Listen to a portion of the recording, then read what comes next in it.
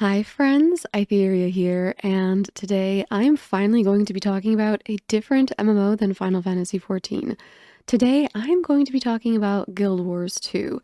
So I've been playing this game for about a month, so this video is kind of just going to be a little bit of a yap session about how I'm feeling about the game and what I think of it. Now, it is going to be mostly positive, because I might come out with a video that is mostly negative. We'll see if I'm in the mood, because there's a lot of things about Guild Wars 2 that genuinely irk me.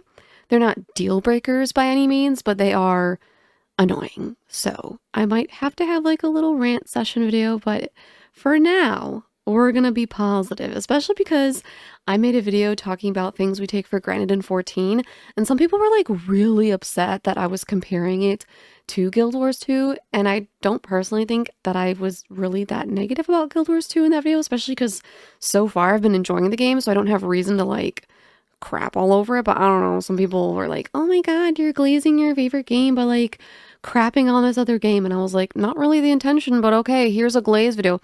Just kidding. Like I said, this video is not gonna be completely glazing, but anyways, enough rambling. Let me let me start talking about the actual game. So, like I said, I have been playing Guild Wars 2 probably maybe like a month and a half, and it recently went on sale, so I did buy like all of it except for the upcoming expansion I haven't bought yet. It doesn't really matter to me when I buy that because I'm like I'm still really early on in the game, so it's not really necessary to get that right away, but I probably will buy it. So there is one thing that I want to note about Guild Wars 2 that I think is like greatly contributing to why I'm enjoying myself, and that's because I actually have a community around me this time. I had a lot of trouble getting into WoW. Like, it just was not hooking me whatsoever. I gave it a try because my friend is a really big fan of WoW. I mean, I know a few people that really like that game, and I've often kind of complained about the way healing works in Final Fantasy XIV and how it's way more DPS centric, and how I have to do like Savage or Extreme to really get this feeling that I actually have to press healing buttons, in most cases anyway. So my friend thought maybe I would like WoW because healers heal there. They're not DPS centric the way that they are in 14. But I just couldn't get into it. However, with Guild Wars 2, I'm finding it way easier to get into, and I do think part of that is the game itself, but I think another really big part of it is that I have a community. Because a bunch of people in my Discord server were playing, my closest friend started playing it, and all of that hype like around the game made me want to try it too. Like, my friends are playing this game and I want to try it with them. And another cool thing is that there actually were a couple people in my Discord that have played Guild Wars 2 for quite some time. So we had those veteran players already to help us with the game, especially me, because Guild Wars 2 is a game that involves builds. And I've said time and time again that I'm not necessarily into builds. But we will talk more on that later because, spoiler alert, I actually don't really mind it with Guild Wars 2. But anyways, yes, I think that having a community and having veteran players, and one of our veteran players is like just about as veteran as you can get. Apparently, he played the game since it was in like beta or something. I don't know, but he's got like a bunch of the legendary gear. It just feels like he has all these achievements in the game and like all these things in the game that are like long grinds because he's been playing for so long. And it's genuinely really cool because we just have somebody with us that knows a ton about the game and is like a really strong player too. So whenever we get stuck, we can just ask him for help. And he's nice enough to actually come and help us all. That's a big thing too, because I feel like in any MMO, you have veteran players, but that doesn't necessarily mean that they want to help you. And I don't necessarily blame people for that either, because like I'm technically a bit of a veteran player here in Final Fantasy XIV, and I'm not always in the mood to help people either. Like, sometimes you just want to spend your time doing your own stuff. Like, you have limited time to play and you want to do your own thing. You don't necessarily want to help people, and it's not because you like don't like them or just hate helping people. It's just that like, no, I've got like this amount of time and this is what I'm gonna do with it. Anyways, that's kind of a tangent, But yes, basically it's cool to have a community. And if you're thinking about playing Guild Wars 2, if you've been interested in it, because okay, weirdly, apparently a lot of like content creators, especially in the 14 space, have been playing this now. Like I saw that Mr. Happy was playing. I think I saw Xenos was playing. I saw Zeppela playing because I went to Twitch because there was like a whole Twitch drop event where you could get a free outfit in Guild Wars 2. We'll talk about that in a little bit as well. But yeah, it's like a glam piece. And so I was like going on Twitch to look for people to watch, and I saw like a few Final Fantasy XIV content creators playing it. Although I guess like some of those people like Xenosis and Zeppela, I mean, and even Mr. Happy, I think to some degree have kind of like, I think they're known for 14, but they're kind of doing more reaction content and like other games and stuff. So, you know, everyone's like trying to diversify. And obviously here I am, so am I. I love 14, but I think it's kind of important to diversify because 14 is kind of niche. So not that Guild Wars 2 is not niche, because Guild Wars 2 has a much smaller population than 14. It actually doesn't have servers the way that 14 has. It has like one giant mega server for North America, and then I think it has one for Europe. I'm not sure how many mega servers there are, but I do know that like unlike 14 where we have like a bunch of servers, we have like, let's see, 4 data centers: Primal, Aether, Crystal, and Dynamis. Yeah, we've got our 4 data centers with a bunch of servers. Guild Wars 2 is not that big. It has just like a mega server. But yeah, apparently like lots of content creators are playing now. But anyways, if you're thinking about getting into the game because of all this hype that you've seen, maybe you've seen one of your favorite content creators playing, whatever it may be, I would suggest joining a guild. When you get in there, try to find a guild that is friendly to new players. You can always just shout in like the map chat. Sometimes there are some guilds that will be recruiting. I think if you just press like the default key, the G key, maybe you can look for guilds. I actually literally haven't tried it because I just joined my friend's guild right away. But I have heard that you can join up to like 5, which is really cool. So you can have like different guilds and different guild chats. So if you ever have like different friend groups that just aren't in the same guild together, and for whatever reason they're not going to combine because they just don't know each other, whatever, you can like still be in both. Or you can be in guilds that have different kind of like motivations. Like maybe this guild wants to do, I think it's called world versus world or something, and this guild wants to do fractals or something. I don't know. You can just join guilds that have like different things that they want to do, different play styles or whatnot. So it's cool that you can join multiple. I feel like I've been yapping for a while and really haven't even talked, like I haven't even gotten to like the meat of this video, but that's just who I am, and this is going to be a yap video. I said at the start, this is going to be a long one. So strap in. This is like your this is like a podcast at this point. But anyways, so the first thing that you do when you play any MMO is create your character, right? So I want to talk about the race options because this video, this podcast, whatever you want to think of it as, is a little bit of like, I don't want to call it like my first impressions because I think I've been playing long enough to be kind of beyond that point, but it is like my new player experience a little bit. And so I do want to talk about the races just because for me, and I think for a lot of people, being able to create and customize your own character is an important thing. Now, Guild Wars 2 is a really old game. I think it came out in like 2012. So it's not like the character customization is like incredible. It's fine. You know, it's good enough. I think it's good enough for what it is. But the reason I kind of wanted to talk about the race options is because I don't really feel like there's a race for me in this game. There's not one that I'm like especially drawn to or excited about. I do think they have like to some degree a decent like range of races because you have your like very human type races with your Norn and your literal humans. Then you have some more like beast style races with, I think they're called Char. Then you have the Asura, which aren't really beasts, but they look like rats. Actually, they look like Dobby. I'm so sorry if you like Asura. I just called them rats, but I don't know. I'm sorry. They look like Dobby the house elf from Harry Potter. That's what they look like. I don't know what to tell you. Then you have, I actually think these are really cool, the Solari. I don't think it's like I don't foresee myself like maining it or anything, but I think it's like a fun idea because they're like plant people, which you really don't see a lot in games. I feel like there's one more that I'm missing or forgetting, but yeah, I mean, I think there's like some decent options available to you. I do wish there were more. Like, it's not like there's as many races as you have in 14 or WoW, so I do wish there was more, especially because I don't feel like there's one that, like, really suits me, and here's why. So I ended up picking Norn, and I think out of all the races available, it is my favorite for two reasons. One, I like the face options the best, just like the way the faces look. I just like them the best.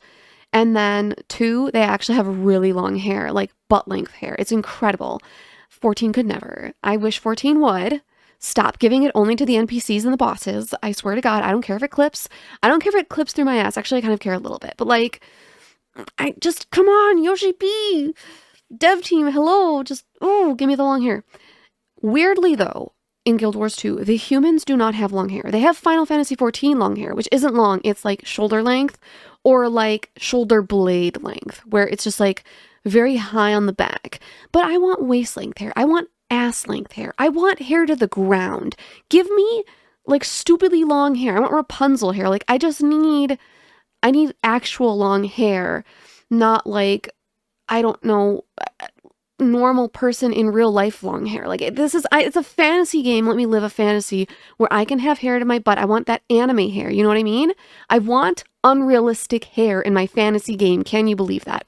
Anyways, hair rant aside, I really like that the Norn has that hair, but the human does not have hair like that. I actually think most of the human hairstyles, I don't really like them that much. It's not that they're bad, they're just not me. Where the Norn has already just in the base styles, because you have options. You've got the base styles, and then you have premium styles, which, can you believe, you pay for. You probably could have guessed that.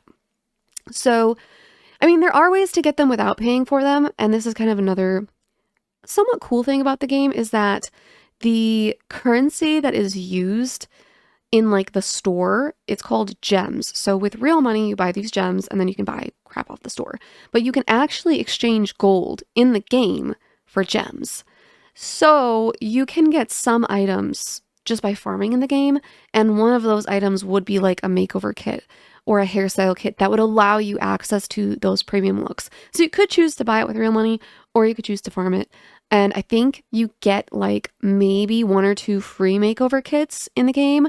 I have one already because like I actually created a character way long ago, like 8-ish years ago, and I played the game for like 2 or 3 weeks, maybe a month most. And I really don't remember anything about that time other than that I played a ranger and I named all of my pets after like the Taco Bell menu. That's really all I remember about it. But I remember like I didn't really get hooked into the game. So, but somehow I had a makeover kit from that character. So I know you get them for free somehow. I don't know how, but I got that one for free. And one of my friends recently got one for free as well. But anyways, that's another tangent / aside.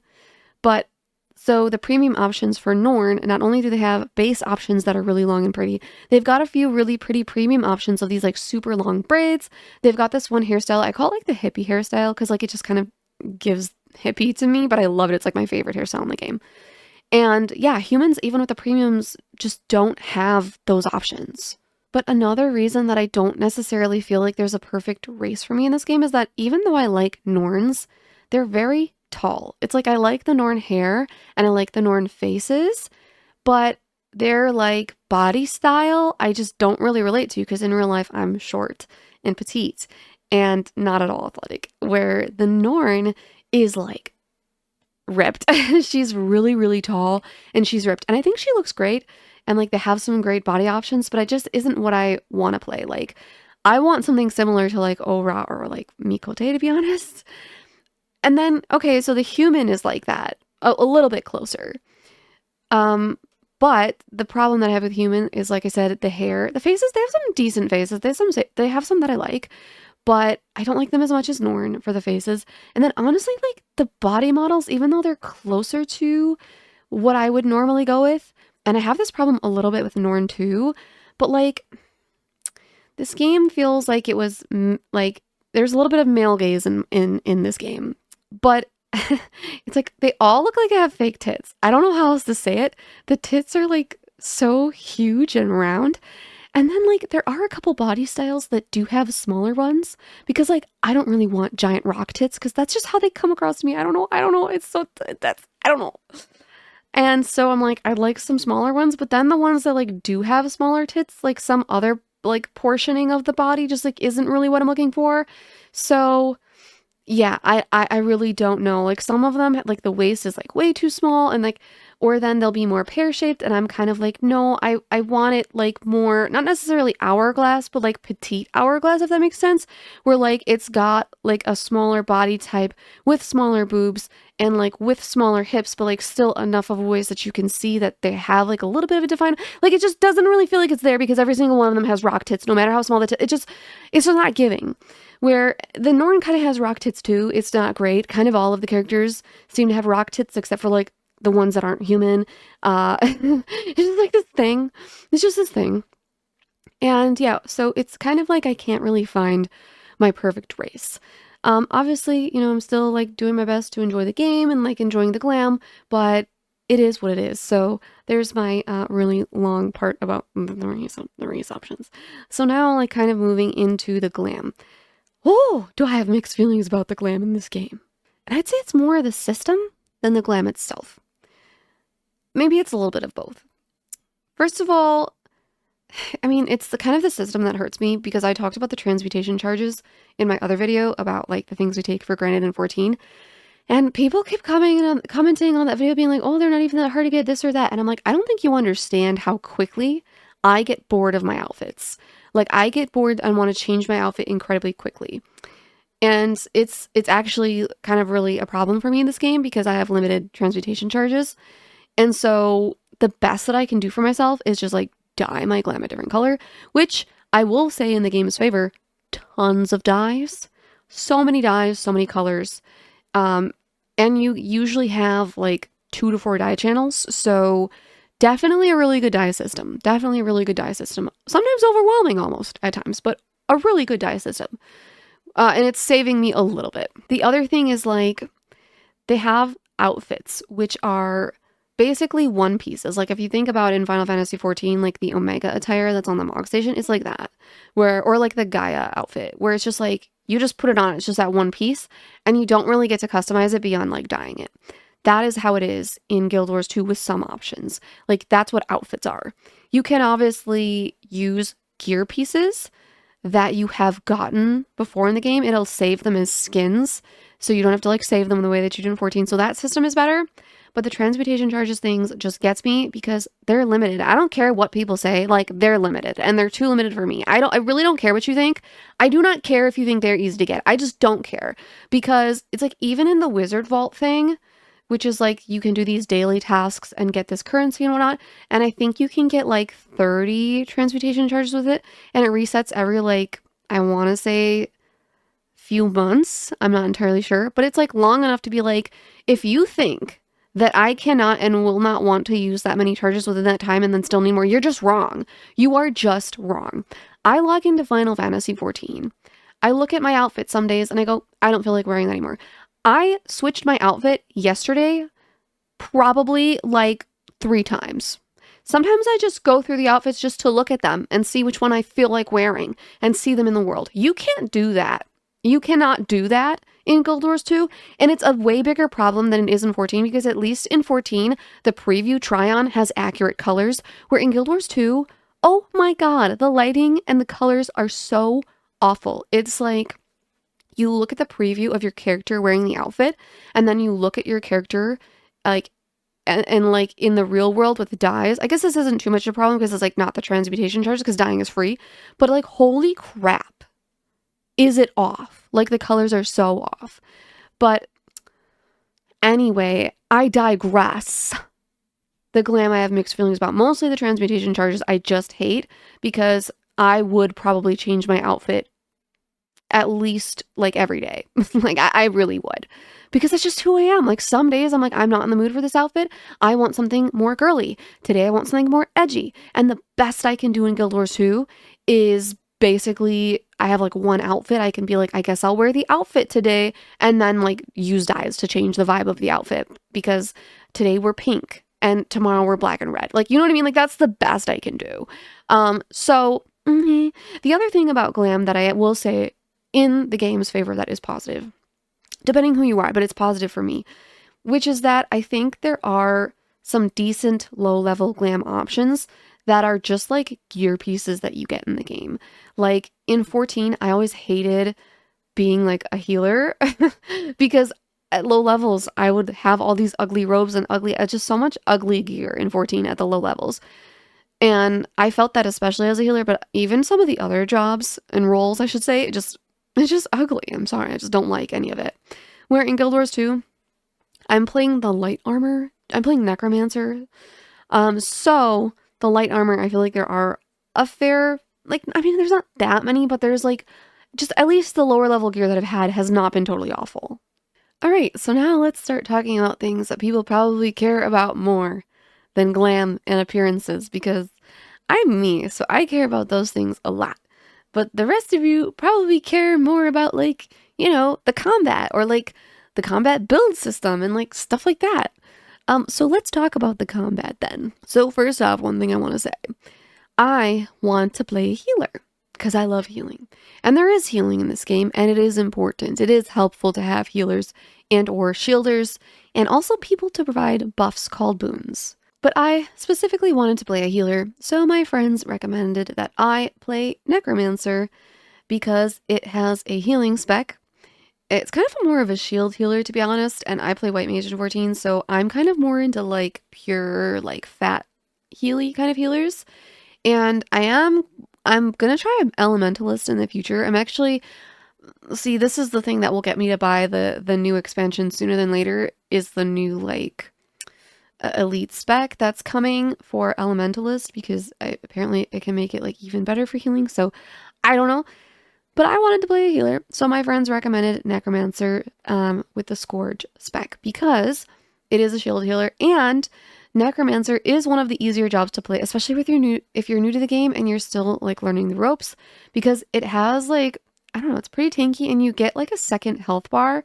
Basically, you go into this shroud state, and then like anything that hits you is like not really actually, I mean, it's still hitting you, and like you're not gonna lose any HP that would make you die. You're losing like your shroud bar, which can also be used for DPS skills, but yeah, it's kind of like this cool little haha, you can't kill me. Like if you're about to die, you just go into shroud. Haha, you can't kill me. And then by the time you're out of it, your heal is probably back up. Maybe you've killed the thing, maybe it's leaving you alone and is attacking somebody else. Like, it's really cool. Scourge though, I do lose my shroud thing and I get like shields instead, and they are pretty meaty shields, so it's not too bad of a loss, but I do kind of miss it. I kind of really liked the shroud, so it kind of sucks. But the reason that I actually brought this up is because I actually wish I would have started with a DPS spec first, because so you get these things called elite specifications, which are basically, I guess, like the best part of your build that gives you, I don't know, like the best skill thingamabobbers. I really don't know how to explain it, but you basically have this build tab, and you get like 3 little specialization things that you can use. And the elite spec, you're always going to want to have one of those if you can. On every like job that you try, so if you're playing Necromancer, there's going to be 3 elite specializations, and you can only use like one elite one at a time, but overall you're going to have like 3 specializations. So when you're leveling up, you're going to see this like thing called training, and it's going to show you these like other specializations like curses or blood magic, or death magic or whatever for necromancer, for example. And so you get to use 3 total. So you can use 1 elite one and then 2 of the other ones. And this is like your build. And so blood magic for me as a necromancer can allow you to use your staff to to heal people, right? And it's all like ground AoE healing. And then the elite spec Scourge is what gives you like the shields, and like it's not really healing, it's shields. And it is a strong healer because the shields are really strong, and then you also have this like heal called Well of Blood, and then you also have all of the little staff heal things. Some of them are kind of regen, so like that's what makes it good. And a lot of people consider it like an S tier quote unquote healing job, with Scourge being like an S tier quote unquote healing spec, but I don't know, I consider it shields because I'm just like, that's not heals, that's shields. But anyways, my point in explaining all this is that I wish I would have unlocked my elite specialization for DPS first, which is Reaper for Necromancer. My friend went around helping me get a bunch of hero points, which is what you need to unlock all of these things. And we unlocked Scourge, and we, like, did a little Scourge build. And then we did, like, another build, which was a DPS build, but it was using only, like, the core specializations, not the elite ones. And the reason I feel like, and this would be my advice also to anybody who's, like, new to the game, even if you want to play healer, I would say try to use, like, a core healing spec without any elite specializations and do your DPS spec first, unless you're genuinely constantly playing with other people, because I'm just playing through, like, the main story quest and doing a lot of stuff alone, and I do ask for help when I need it, but, like, most of it is, like, just me playing alone, and that's how I play 14, too. Like, I do like to play alone. I do enjoy just kind of, like, chilling out and relaxing and just doing things at my own pace. So the thing is, what happens, though, is, like, Guild Wars 2, though healers are useful, it feels like the majority of the content in the game that you're probably going to do, at least, like, when you're new, especially, like, if you're going to go through the story like I am and kind of be, like, working your way through that, it's just a lot of DPS stuff.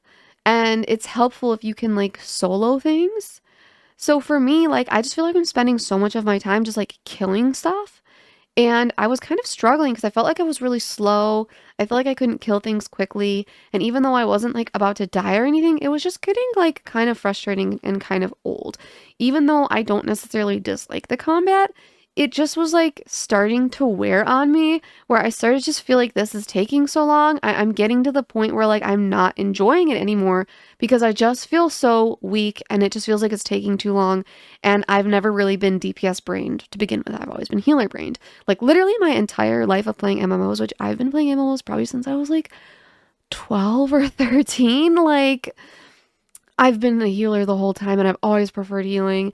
It's just my shit, you know? So it made it kind of difficult for me in Guild Wars 2 because, like, even though I don't mind the DPS system the way that I do in other games, it did start to wear on me. So I wish I would have started with Reaper because I spent, like, all of this month that I've been playing, this month and a half-ish, playing just, like, not a DPS spec, and I finally was just, like, to our friend that I mentioned earlier that's been playing the game forever, and I was just like, can you cart me around to get more hero points? Because I'm, like, losing it here. Like, I need a better DPS spec. And I've played with Reaper a little bit, and it definitely seems helpful. And I think, at least in the case of Necromancer, the fact that there is literally blood magic in the core build, allowing me to get some healing and the, like, well of blood, I just don't think that Scourge, for me, was anywhere near as useful as Reaper will be until I start doing more group content. And I don't just mean, like, world bosses, because sure, it's useful to have a healer in your group for a world boss, but, like, it's just so many people there. Sometimes you might catch heals from other people that aren't even in your group. It's just, like, it's really, like, the fractals and the strikes and whatever the heck the raids are that I feel like it's more necessary to have a healer. Where when you're doing, like, the open world content, can it be helpful? Sure. But a lot of the stuff you're going to be able to get by just fine without a healer, especially because a lot of different jobs seem to have some support stuff, even if they're not, like, full-on healers.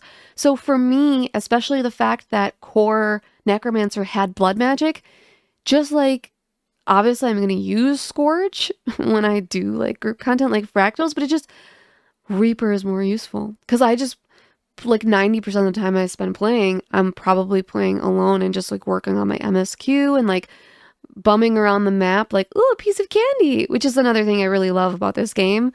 It's fun to explore the map, and there's lots of little pieces of candy and things that you can kind of uncover. I really like the jump puzzles. They're really fun. I haven't done any especially hard ones because I like jump puzzles in 14, but a lot of them, like, some of them are actually kind of, like, too hard for me to the point where they're, like, frustrating. Like, I never finished the jump puzzle on the recent ship for the summer event. I was just like, nope, it's too much. It's too hard. I'm clenching my butt cheeks way too hard. Like, it's too much. And I have actually completed Kugane Savage. Like, I've gotten to the top of Kugane Tower, so yeah. But so far, the couple jump puzzles that I've done in Guild Wars 2 have been fun. I don't know if they've got any I don't know if they've got any butt clenchers anywhere, but they might. So yeah, that's how I feel about that. Moving on to like the combat in general and like the builds and kind of how they work. So in Guild Wars 2, usually you can have like weapons that you swap between like actively. I think there's two jobs that don't do that, which is Elementalist, because they can swap between elements instead, so they're not allowed to swap between weapons, and it feels a little weird, but they don't. I think what the other one was called Engineer, but I don't even know what that is. I don't even know what that's part of. I could be wrong, but I feel like that's what people said the other one was, where you don't get to swap your weapons. But like everybody else, you get to swap your weapons. So when I was playing like Scourge, I usually have like an axe and a focus. It looks like a little bell, or like an axe and a warhorn. And that's like one set of weapons. And then the other hand, I have a staff, because staff is two-handed. So you hold it with two hands. So you can only hold one at a time. Where when you have the axe, it's one-handed. So you can hold another weapon. And then each one gives you 5 skills. So the cool thing about that is like 1, 2, 3, 4, 5 is like what the default is on your keyboard. And when you swap that, it stays as 1, 2, 3, 4, 5. Like you just pick a button that's easy to reach to swap your weapon. So you don't have like a lot of button bloat, which I really, really like. And then you do have like another like on the other side of like more skills, but some of them you won't press as often. And obviously you can just map those to places that are easy, and those won't really change. But then when you get your elite specialization, depending on what it is, you might have more buttons to press.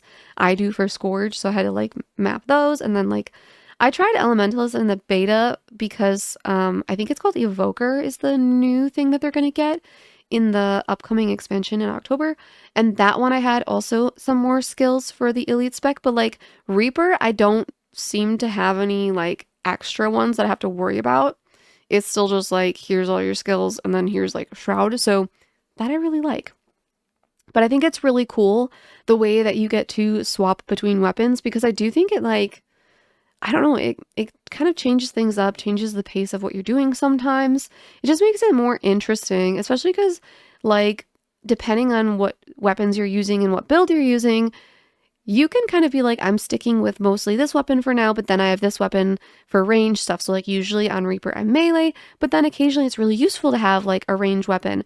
And the staff is really nice because it's a range weapon and it's like all AoE stuff. So if you need to like really quickly tag something, you just swap to that and you can really quickly tag it and still get counted as like having participated in an event, because you want to, it's kind of like 14 in Fates, where it's like you need to get your participation points so that you actually get rewards. But it's really easy in Guild Wars 2 to get counted as having participated. So still, I think that's really cool. And then talking about like builds as a whole, I think the thing I like about Guild Wars 2 in general is that it's like pretty simple and straightforward. Like WoW had these like whole talent tree things that were just overwhelming because there's so many of them and they affected so many skills and it was just way too much. Where I feel like Guild Wars 2 really does just like keep it simple. Like you choose your weapons, and then in terms of your build, there's like a few different options for your specializations and stuff. And the really cool thing is that like just about any build can be made viable if you know what you're doing, or if you have friends who know what they are doing.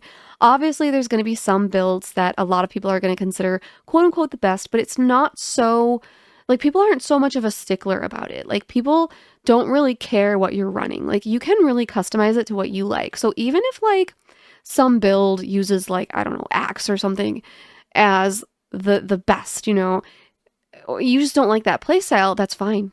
You don't have to. You don't have to play it. You can play something else and still contribute and still make, you know, still do good DPS, or still contribute in other ways, whether that's healing or boons or things like that. And I think that's another really cool thing about the game as a whole, is that it does a good job of like making like MMO group content where everybody's like skills are kind of like helping each other. Because for example, there are like combos that you can do with other people. So like I can put down like a combo field of poison or something, and then it'll say like the combo, like someone else can use a combo finisher skill or something within my combo field, and then it'll create like a different effect based on what finisher they have and based on the fact that like I put down poison.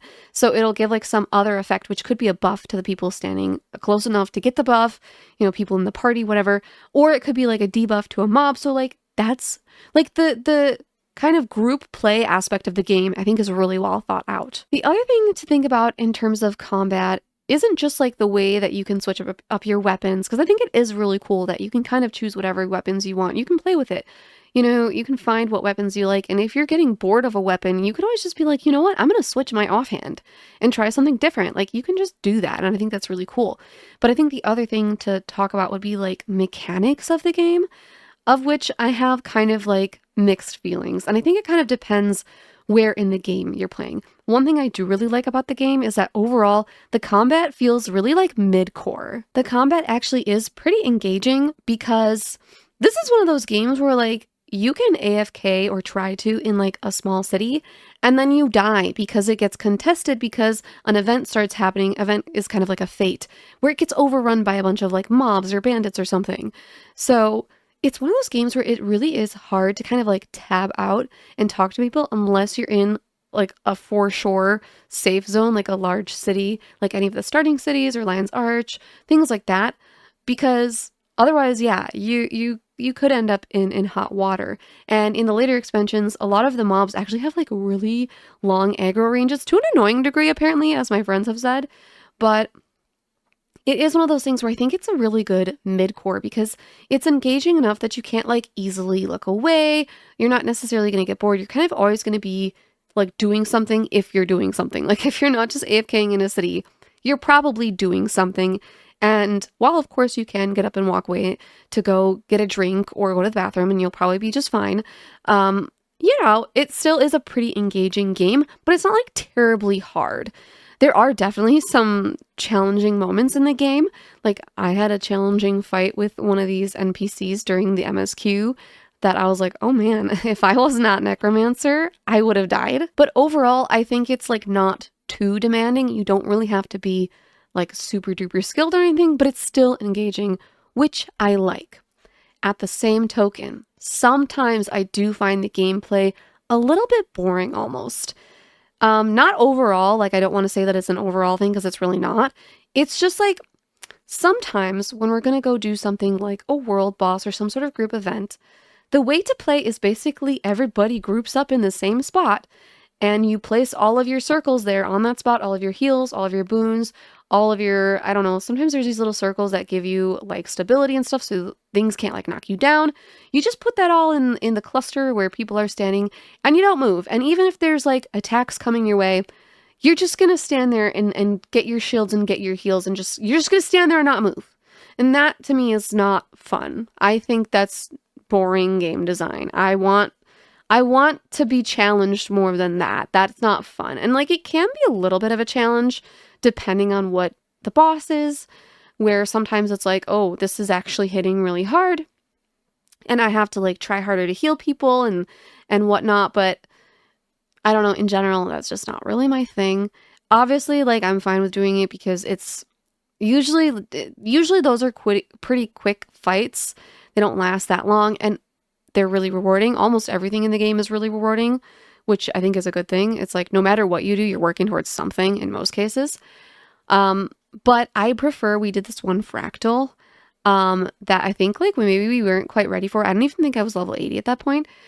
But I remember it had like specific mechanics we had to do, and you had to be really careful about dodging. And in this game, you get a roll, and it's kind of like an iframe where you roll and then whatever is happening, you will evade it and it won't hit you and you won't take any damage or anything as long as you time it precisely. And so there was one fractal we did with a boss where he would constantly, like every so often, be doing this attack, and I had to like figure out the timing of it and roll at the right time or I would get absolutely decimated. So that was really fun, and it was fun also because it was tricky. It took us quite a while to kill that boss. I think there was like 4 or 5 of us. A lot of us were like new players that were like under gear. We didn't even have good gear. Like I said, I don't even think I was max level, which is 80. So it was a good time. I like stuff like that. And so I am mostly doing MSQ and overworld stuff right now, but I do think I'll probably enjoy doing things like fractals, strikes, and whatever. Like, I know they don't have a lot of raids in the game, but I think they have like a couple. It's not something that they really focused on because it seems like people in the game don't love that. I mean, Guild Wars 2 is really about its overworld, to be honest. It's kind of what the game is about, but there are things you can do that are more similar to like your trials or whatnot in Final Fantasy XIV. So I'm looking forward to doing more of things like that because I think I will feel more challenged as a healer and also get the opportunity to like really feel like I'm healing, but then also have like a fun time of like rolling to dodge stuff. I just think that's kind of going to be something I'm really going to like. This really is a podcast because I've been talking forever, but I've got like 2 more things I want to talk about. First is the free-to-play experience, because I think it's important to talk about, because if you haven't played Guild Wars 2, you might be interested in trying it. And I think it has a really good free-to-play experience, because you can basically play like the base game, which will take you up to level 80, and you get to do like your personal story and like a little bit of MSQ. The personal story is just like, I think it's like the MSQ, but it has to do with what race you chose, because that's where you start, but then it also has to do with what like Grand Company, I don't even know what they're called in the game, but it's like the same thing as Grand Companies in Final Fantasy. It's very similar to Grand Companies in Final Fantasy XIV. That's like the best thing to liken it to, because you can be Vigil, Whispers, or Priory. So that also affects the story a little bit. So whichever one of those you end up choosing, you'll do like a little bit of story based around that as well. And then you'll get back into like this main story quest where even though you are part of one of those quote unquote Grand Companies, you are also part of like a pact and an army and whatever, and you're going to go fight whatever. I don't want to spoil it for you. But overall, I would say there's enough in the free-to-play experience for you to figure out, I think, if the game is your speed or not, which is good. You are a little limited though, because if you do reach level 80 and you finish the main story quest, you can't do any of the Living World seasons, I don't think. I think I'm pretty sure you have to buy them. And then you can't have a mount, which is fine. It's one of their things to try and get you to buy the game. And then there's other just inconveniences, but they make sense to me because it's similar. I mean, 14, if you're free to play, like you can't trade people, you can't do this or that. And it's kind of the same in Guild Wars 2. People can send you stuff through the mail. They don't actually have a trade system. It's just like mail people stuff. So they can't, you can't do that, but people can send you stuff. So yeah, you can't also use you have some access to like the market board, but it's limited. I don't know why, like there's some items that you can like buy and some that you can't. I don't know why they do it this way, but it just is what it is. So it's limited, but it is good. And I think it's enough to figure out if you're going to like the game or not. And then the other thing I really like about this game is that it's buy to play. Like it's not a subscription game like 14 or WoW where it's pay to play. You have to pay every month. It's just like a single payment and then it's yours.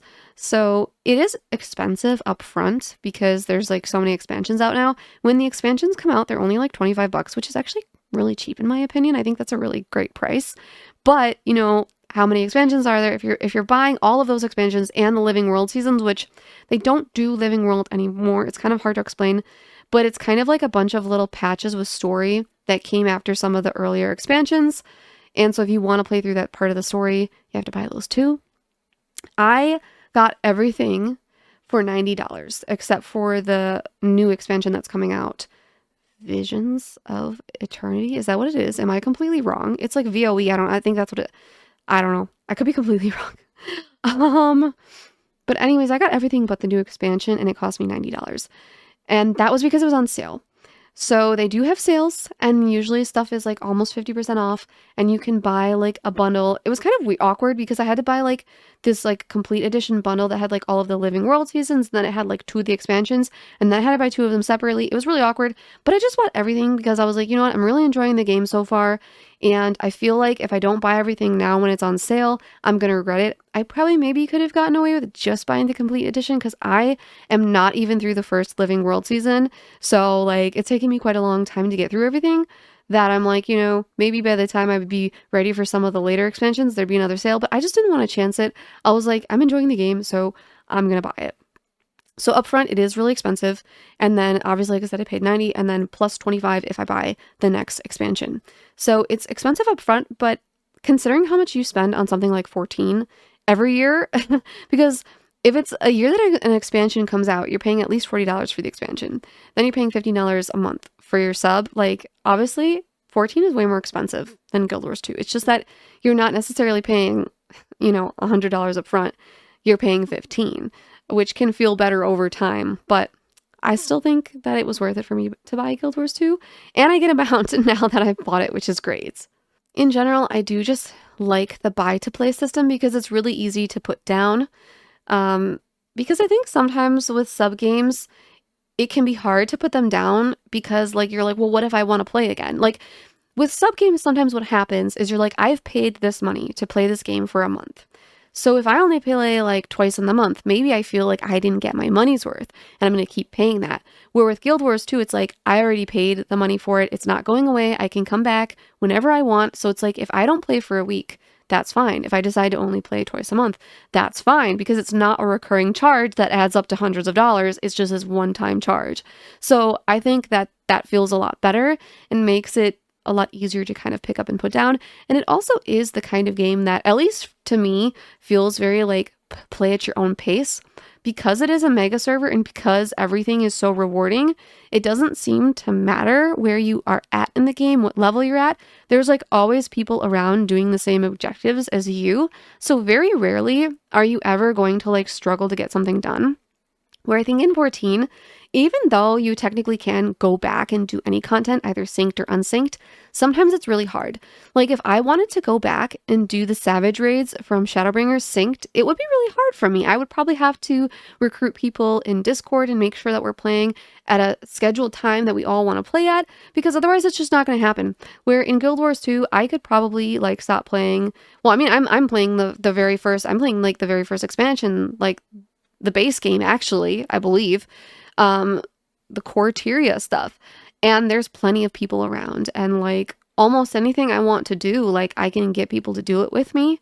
Part of that is too because I've got friends that are willing to help, but like a lot of stuff, like I said, this game is very focused on the overworld.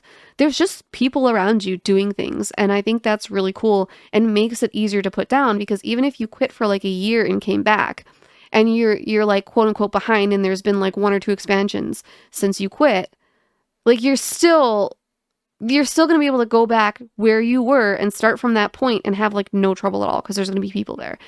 All of the zones are populated, partially because it's a mega server, but also partially just because of how the game works, from my understanding so far anyway. That's just how it seems, because like I said, I'm literally in the Newberton zone. I'm in the first area of the game, and there's plenty of people, so that's really cool. Okay, finally, the very last thing that I wanted to talk about is the story, because, a lot of you guys watching are probably from Final Fantasy XIV, because that's what I mostly make content about. And if you love Final Fantasy XIV for the story, and you like RPG stories and stuff, I don't know about this one. I don't know how you're going to feel about Guild Wars 2. Because the story's not really like, I don't think it's horrible or anything, but it's not that good either. Like, it's not especially compelling. It's just fine. I really think it's like middle of the road. I can find my enjoyment in it, but it's not a story that's making me like emotional or anything, or like it's not something that I'm connecting with on a deeper level. It's not something that I'm spending a lot of time thinking about at all. Like, I know a lot of people hated Dawn Trail, but I'm sorry, like, come play Guild Wars 2 and you'll see that Dawn Trail was actually really good. The thing too is that, like, for me, like, to give an example of what I'm talking about here is like Dawn Trail, I can spend a lot of time thinking about the different themes and messages in Dawn Trail, the different questions that were posed, especially at the beginning, like when the expansion first came out. I think they've kind of answered some of those questions, or things that they posed. And I'm thinking of them more as like philosophical questions or rhetorical questions, not like questions that are like, what's 2 + 2? Like, it's not like that. I don't really want to spoil Dawn Trail for anyone who hasn't gotten there, but there were some questions about life and about grief and handling these kinds of things. And so I thought they posed some really interesting questions about like what it is that makes us alive, I guess you could say. And I do feel like they kind of answered those in the most recent patch, which I kind of don't like. I kind of liked it better when they were open-ended. But that said, it was still really fun to think about. I liked thinking about those aspects of the game. I liked thinking about the messaging about grief. And it was something that I really connected with too. So then in something like Guild Wars 2, the story that I've done so far, because I can't really tell you about the entire story. I can only tell you about like the core Aitherea story and like the living world chapters that I've done. It's just not that deep. It's just like there's nothing that I'm like super connecting with.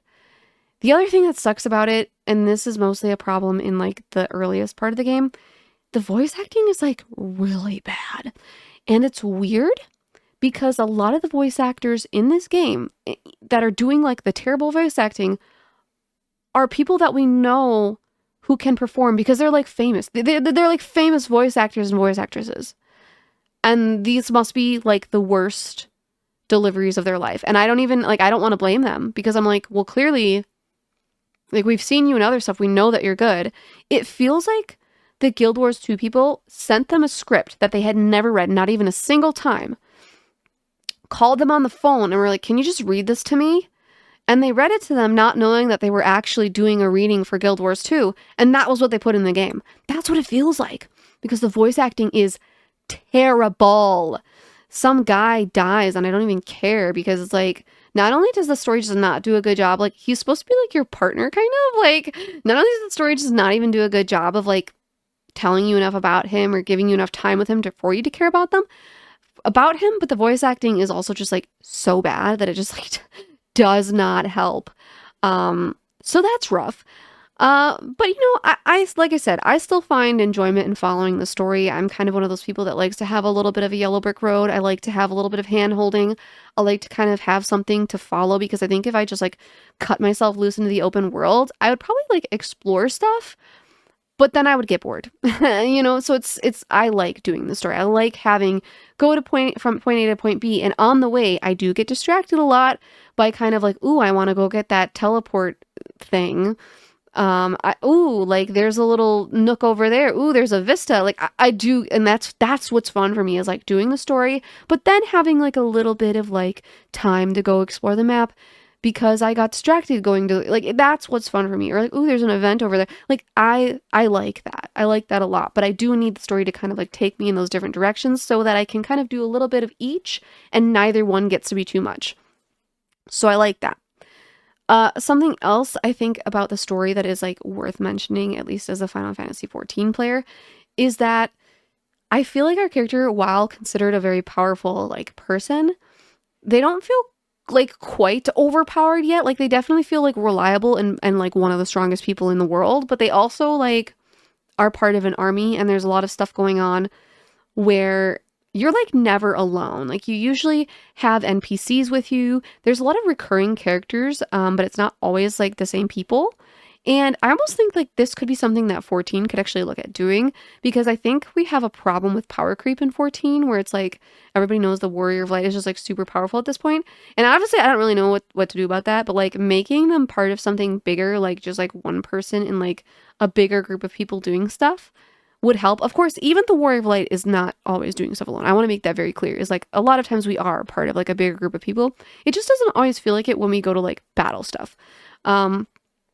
But then the other thing is like the recurring characters. I like the Scions, but a lot of people have kind of given the critique that like they're kind of like tired of the Scions. They want them to go away so that they can kind of like absence makes the heart grow fonder kind of thing. Like, you know, we've seen the Scions for a long time. Maybe it's time to like meet some new characters and not have them there just for the sake of becoming duty support. So maybe it would be interesting if 14 would do something similar to what I'm seeing Guild Wars 2 doing, where like there are recurring characters, but you don't spend so much time, you're not constantly with them. Like you sometimes do see characters who you'll do stuff with and then they'll return later, but like they'll be like, hey, I'm off to go back to do my stuff, and you might not see them for like a quest or two or a chapter or two.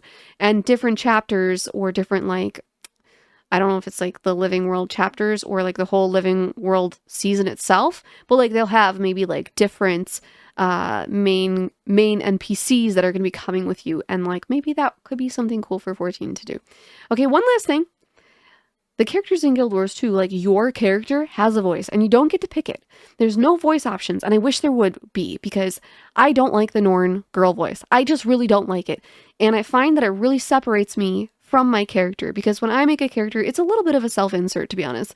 I'm not really into like role player or original characters or anything like that, but it's kind of like a self-expression sort of deal where it's like, if I could enter a fantasy world, what would I look like, kind of, or what would I be like?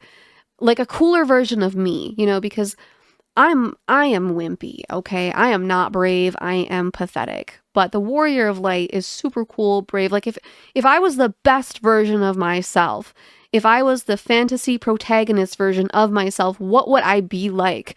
That's my character in like Final Fantasy XIV. That's my character in like an MMO that I'm playing, right? But her voice in Guild Wars 2 is not me. And it makes me feel like a different person. Like, this is supposed to be like my super cool fantasy version of myself that I'll never be in real life because it's just a fantasy and it's just for fun, right? But like, I wish they would at least have voices for you to pick. I really, like, it's just awful. And I definitely prefer the voiceless main character because I feel like it just allows you to kind of build that character yourself a little bit more. Because even 14, there's certain things I think about the Warrior of Light that are just like kind of canon that is not really like your creation or your idea. But I like that 14 mixes this kind of like, you can kind of create an original character if you want, but they also have some of the building blocks for you. Like, a lot of people do create their characters to be like really smart, where like, to me, the Warrior of Light does not come off as a smarty pants at all. Not that they're stupid, I don't think that they're just brawn at all. But like, we're surrounded by like geniuses, and the Warrior of Light is just like normal / above average intelligence, but mostly just really good at fighting. Like, that's kind of how I see the Warrior of Light. I don't think that my character, like, my idea of my character is not somebody who is a genius. They have above average intelligence, but they're not that smart, and they have a bad memory. Like, every time 14 does the thing where like someone like comes back and they're like, oh yeah, I remember you, my character always chooses the thing that's like, who are you again? Because like, I don't remember, so she doesn't remember either. Because like I said, she's kind of my self-insert anyway, but I'm glad she doesn't have a voice, because that would ruin things, where I feel very like separated from my character in Guild Wars 2 because of the voice specifically. I think there's some really fun, goofy little voice lines that they do, like while you're fighting, or like when you find new land, or when you use like a certain skill in the game. But I just feel like if they're going to have character voices, because like technically 14 kind of has them in terms of like battle sounds, like the sounds you make when your character's fighting, like the huh, ha, and like the laughs from the emotes and stuff. Like 14 kind of has that, but you get to choose. Like, there's like 12 choices. Where in Guild Wars 2, it's just like, man, I wish there was a choice. So we're ending on a bad note there, because I was mostly giving a positive. It's supposed to be mostly this is more than just being a positive. It's more just like kind of like my feelings about Guild Wars 2 as a new player, kind of like the experience that I'm having. But to end on a positive, overall, I really like this game. I'm having a lot of fun, and I'm kind of taking a break from 14 right now. I was actually going to unsub just because I was like, I'm not really playing that much. Maybe I can save some money. And then I kind of forgot, and my sub like rolled over. And then it ended up being fine because we got the new relic weapon coming out. So I'm like really, really, really casually working on that. I'm not even working on it every single day, but I'm really casually working on it. But most of the time, I'm kind of like in the mood to play Guild Wars 2 because I was kind of on a break from 14. No, like, I don't have anything, like, don't take it the wrong way. Like, it's not anything bad. I just think that you play a game I've been playing 14 for like 5 years. You play a game for a long time, and sometimes you want to take a break, and there's nothing dramatic about it. There's nothing like, oh, I hate this. I don't hate 14, still love 14. It's just that, like, I feel like playing other games, and I don't think there's anything wrong with that. So I've definitely been really enjoying Guild Wars 2 and have been in Guild Wars 2 mode. So that's basically my take on it, is like, there's a lot of annoying things about it that I haven't mentioned because I might make a rant video about it. But overall, they're not deal breakers, and overall, the game is really fun. And if you're looking for a game that's like kind of like mid-core with, like, if you like Bosja, if you like the Bosjan Southern Front, maybe you would like this, because I feel like it's got a lot of kind of like mid-core stuff where like you don't really have to be like super good at the game or anything to be like helpful or to like do stuff in the game. Like, it's just a good experience that's engaging without being like too intense or like requiring like butt clenching levels of focus, or stress the way that kind of like Savage in 14 can. It's not like that. And while there is some like harder difficulty content. I think that Guild Wars 2 has kind of really embraced mostly like that overworld, mid-core, everybody working together kind of content, and I think it works really well for the game. I really like the build system and the combat system in general because I like the weapon swapping. I like how it reduces button bloat, and someone commented on that video of me talking about 14 saying like, here's things we take for granted, and they said something about how Guild Wars 2's screen, because I complained about the UI and how it's the HUD is just like not sorry, the HUD. I complained about it not being customizable at all because I really didn't like that, and I still don't think it's a good thing. I'm not saying it is, but someone commented being like, oh, but the 14 one is so cluttered, and I never thought so. But now that I've been playing Guild Wars 2 for a while, it does feel a little cluttered. I still think that you should have some more customization. You should be able to move your elements around and put them wherever you want on Guild Wars 2, but they force you to have an uncluttered screen with like nothing in your face, and it actually is kind of nice. I'm not gonna lie, it's kind of nice. It's good and bad at the same time. But yeah, overall, really enjoying the game. I'm gonna stop rambling and yapping now because I've been literally yapping forever. But I hope that you enjoyed this sort of podcast-esque version of me talking about Guild Wars 2. Probably gonna edit this one very simply because there is no way that I'm gonna try and get like an hour's worth of footage. I'm sorry, it's not happening. Anyways, as always, please consider leaving a sacrifice for Lord Algorithm in the form of a like, comment, share, or subscribe.